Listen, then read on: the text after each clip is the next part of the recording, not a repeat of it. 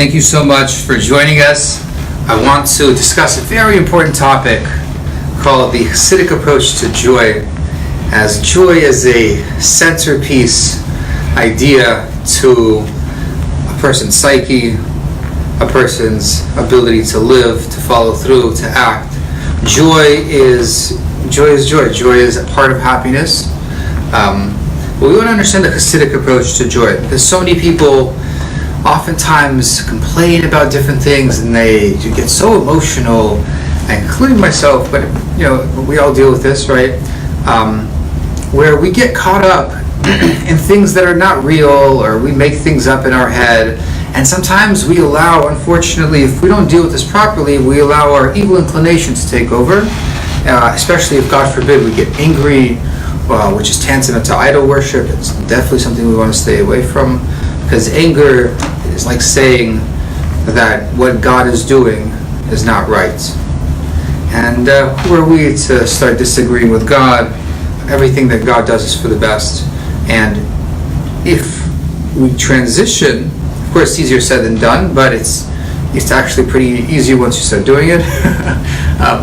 So transitioning to a mindset of maybe this is for the best. What's the optimal situation that could come out of this? What is the purpose? What is the end result that really is the ultimate purpose of all this? That maybe in the moment, my emotions are I feel this, and you find all the excuses in the world to, God forbid, get negative, get depressed, God forbid.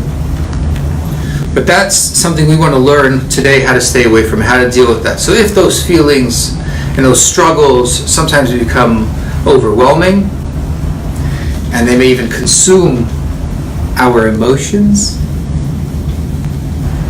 how to deal with that, right? How do we deal with that? So I want to share with you guys a very famous Chassidic story. It explains that Chassidim are very careful to do everything with joy, with simcha, specifically simcha. Simcha is joy, specifically because Chassidim work on themselves and meditate to realize that everything is by divine providence, and there's nowhere that God isn't.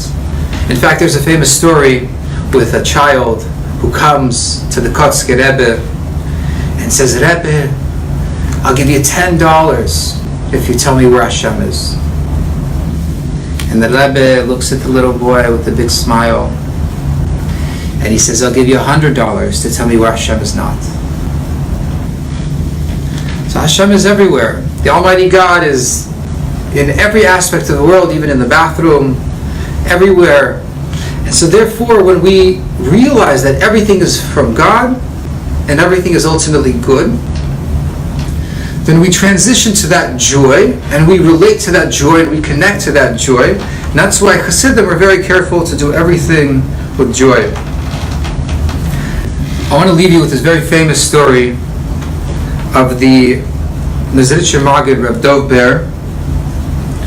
And he was once asked, he said, Rebbe, please tell us, if God does everything good and God does everything bad, do we thank God for the good, and do we thank God for the bad? Right? So do we thank God in all circumstances? How do we approach that? It's a very intellectual question. So the Rebbe, the Maggid, looked at him and he said, "Go to my student, Reb Zusha, and he will explain this to you in detail. He'll make it very clear for you." Okay, so they went out on their way, they made their travels, and they eventually found Reb Zusha, and they saw his face, and he was starved, he had little clothing, he looked like he hadn't eaten in weeks, and they couldn't believe the happiness and the unbelievable joy that radiated from Reb Zusha's face. And so when they asked Reb Zusha, they said, the Maggid, your teacher, the Rebbe, the Maggid, asked us to come to you to explain to us this idea that if everything that God does for the best and everything God does for the worst, Do we thank God in all cases? How should we approach this? Can you explain this to us? And even though it was clear that Reb Zusha had gone through a lot of suffering, when they asked Reb Zusha this question, he looked at them completely puzzled. He says, I have no idea what you're talking about. I've never struggled a day in my life. And with that, the gentleman left and realized that everything is a matter of perspective. That when you realize that everything comes from God, and no matter what your situation, it's most likely temporary, and whatever the struggle is, you have a choice. You can either see the ultimate good, the end goal, the light at the end of the tunnel, as they say, and realize it all comes from above. Or if you struggle, no matter what the situation is, eventually you'll also come to realize it's also for the good. So therefore, the Chassidic approach is what's called lechatchila rebit, or to begin with.